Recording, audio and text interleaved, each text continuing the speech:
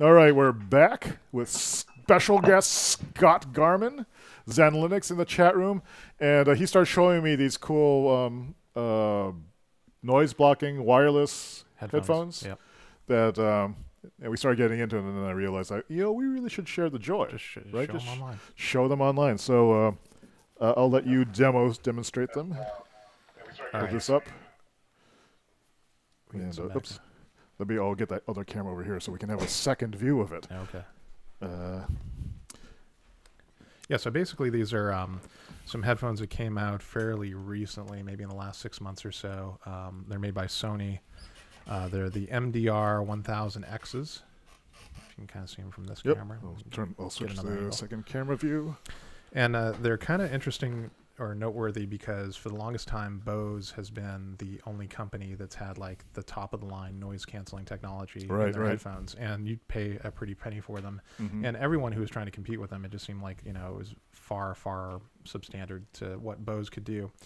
But it looks like Sony finally cracked their own technology for noise cancellation. And on the reviews I read of this, people would say generally that the noise cancellation was as good or maybe even a little bit better than the Bose. And these have a couple other features that make it kind of nice to use as well too. So basically they're Bluetooth headphones. They're kind of collapsible. I didn't bring the case with them, but they get down to a fairly small thing so you can travel with them easily. They are Bluetooth and support a couple of the protocols, aptX or aptX HD or something like that that are out there now. But they feel good too. Yep. They have a nice premium kind of feel to them. I mean, it's plastic, nicely padded, lightweight. Lightweight. Seems like there's good flexibility and motion here. I like the way how plain these are here. Yep. That reminds me of classic Sony design, back when they used to design really awesome and stuff. Headphones didn't have to be this weird fashion statement. Yeah, these are beautiful. Yeah. And it kind of has some nice features. So it does have NFC, so it's really easy to pair to your phone. Oh, really? You just hold it up to it and it works? And it'll pair. And then it has a couple of different modes. So when you turn them on by default, it has the noise cancellation, but it also has this thing called ambient sound mode. I don't know if you can kind of see that there, if that's coming through, if it's in focus or not. It's kind of in focus. But this has a couple of different modes. And so you can put them on, you can have the noise cancellation working, and you can put it into two different modes. One is ambient sound voice, which still has all the noise cancellation effect, but you can also, it passes through voice sounds, so in the voice frequency range, which makes it really easy to, if someone's trying to get your attention or having a conversation with you, you can hear them. And then there's another mode for them, which I think is used mostly for if you try to use these as like a headset, where it passes through sound in such a way so you don't feel muffled when you're wearing headphones. Oh, that's interesting. It's kind of like you can hear your own voice a little bit easier, and you don't end up kind of modifying the way you sound on things. Yeah. And then the final thing, which is really kind of a killer feature with this. So of course, this is touch sensitive, and so when you're wearing it, if you want to go volume up, you kind of do this. That's cool. And if you go want to go track forward or track back. But what's really unique about these, I haven't seen this anywhere else. Let's say you're on a plane, and you're listening to something, and you don't want any of the ambient sound features on. You want that noise cancellation, but an announcement comes on. If you just take your hand and put it over the earpiece, it'll go into that ambient sound to let in the sound, so you can hear what's going on without having to take them off. Or your neighbor or something needs to tell you something. You just put your hand over them, and suddenly you can hear it. That is really cool. So I'm a little bit of a headphone geek, and I have more pairs of Bluetooth headphones than I think I'd like to admit, probably 5 or 6. And I really like these. The only drawback I think I'd say with these is the ear cups can be a little bit warm, and I find during the summertime I can sweat a little bit with them on, but I don't really mind at all other times.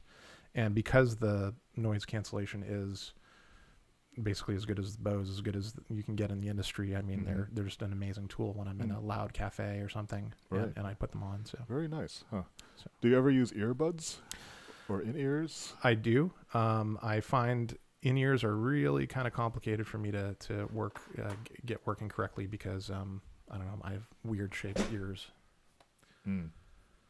But I did try for a little while the Bose in-ear I forget which model it is, but they have like a battery pack that has to be attached to it, and I found that was kind of annoying to use, so I stopped using those. Yeah, that's really cool. Yep. I've held off on getting wireless headset because I don't really like Bose that much, just as a company and for most of their products. Yeah, and they're it's pretty marketing heavy. When I worked at Russ Sound, that multi-room audio company, we always made fun of Bose. It's it was all marketing kind of thing. Yeah, it felt like you've heard the term. What was it, premium mediocre? Yeah, so that's kind of how I felt about it. Yeah. So cut above, but mostly. Not real so the sound quality you get out of these are definitely better than the Bose at that price point. So yeah, I'll try these on later. This because we can't really preview this. Exactly. Yeah, but really, really nice. Thank you for showing these to me. Sure. The other, I was admiring your bag too. Can you tell me about your bag? All right, sure. Let's see if I can get this in the. I'll put this over here. So this is a backpack, and it's by. I want to not hit the wires with this. This is by a company called North Street, and they are based in Portland, which is where I'm from. They're a really tiny company, and I don't know. They just make this really nice bag. It's got this kind of waterproof canvas material, and it's a roll top. It's got some reflective bits because Portland's a really bikey place, so you want to have some reflectivity on it too. And it's just a nice size. It's not too big. It's not too small. It's got pockets in the side for water bottles and things. In the interior, it's got a laptop compartment, which maybe you can see. Probably it looks like it's kind of dark in there. Let's see if we can get this over here. Oh, this is tight. This is tamped down. Yeah, that's probably that's right. Not an issue, but yeah, it's got a laptop compartment in it, and it's got a Velcro thing on the other side of it, and you can get little extra bags that have, like, if you want to organize pencils and pens and things. All right, so it's like one large space without internal. So you add your own organization to it. Yep. Do you find that the roll top is as versatile as I have thought they would be? I guess you wouldn't know the answer to that, but like this will help you get it down to a smaller size, or it feels better. But you can bring it all the way up, fill it all the way up to the potentially. top. Yeah, you could use it that way if you wanted to. How does this? So you just roll it, right? Exactly. So I'll show you.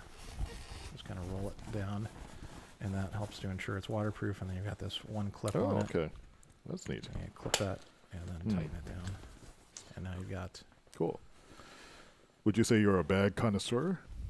A little bit. I can appreciate a good bag. So, does this replace a previous bag? Yeah. Well, what I tend to use this in the winter in Portland when it's kind of really rainy out, and then during the summertime, I really like small bags. And I've got it's an Eagle Creek bag. Oh, it's pretty small. It's a backpack. Yeah. And it's got some nice features on it that I use when I've traveled abroad. Like it has security zippers that kind of like lock into place. Security zippers. Yeah, they kind of zip up, and then they kind of like thread through a little rivet, and that makes it so that someone can't just walk up to behind you and like unzip the bag. I see. And of course, it's got its own laptop compartment and other compartments for things too. What was the name of the bag again? That was from Eagle Creek. So that's your pass bag, or is that this bag? That was the other bag that I used during the summer. This one's called North Street. North Street. North Street bags. It's a local company, and yep. North Street bags. Bag from Portland. Yep. Oregon. Yeah, it's a nice bag. You have anything else to show and tell? I think that's it. That's it? Is there anything you want to see in here for show and tell? There's stuff in there too. Well, let me go see what's over here. Okay. I'll read out some stuff and see if you're interested in looking at any of it. Let's see. Well, we have you ever heard the Hitchhiker's Guide to the Galaxy BBC original radio show? Yep. Okay, so we won't show you that then. Okay. Let's see. Have you seen this book from House Industries, The Process is the Inspiration? No, I have not. Let's see. Also, here's the have you seen Aaron Draplin's book? I don't know if you're interested in designers. That's one of my favorite designers. Oh, like brands and logos and stuff. Yeah. So he's quite prolific. But the interesting thing about Draplin is that he's a really down to earth guy, and so it is. This is on the. Sorry, let me switch over to split view. Boink. Yeah, so the cool thing about Draplin is he's inspired by all the stuff from the Midwest, the designs on tractors and things like that. And then he seems to have a genuine love for certain forms. And yeah, he seems to have a fairly consistent style through some of this. Yeah, and so it's something I admire. It's something that I wish that I had. I think this is how I met. If I were to become a designer, it would be along the lines of what this guy does. So he's doing things that based on work that he truly loves and has like a strong affinity to, but he's refined it and he's made it into a system of his design system seems to be. And I'm not explaining myself well, but I like him. Okay. I like this guy's work. Yeah. He actually came up to New Hampshire and did a presentation at the Art Institute up in Manchester. So this is a book about banh mi. Banh mi. Oh. Yeah, that was that restaurant I was telling you about. Like you could probably get. You could probably get decent banh mi in Portland, I would imagine. Yes. Yep. Yeah. So there's no. We got food carts and stuff that specialize in. Oh, I want to see. That's a criterion. So if I move from Nashua, I need to move to a city that has a decent food cart scene. Yep. Well, Portland and Austin then should be on the top of your list for sure. Portland and Austin, yeah. Yep.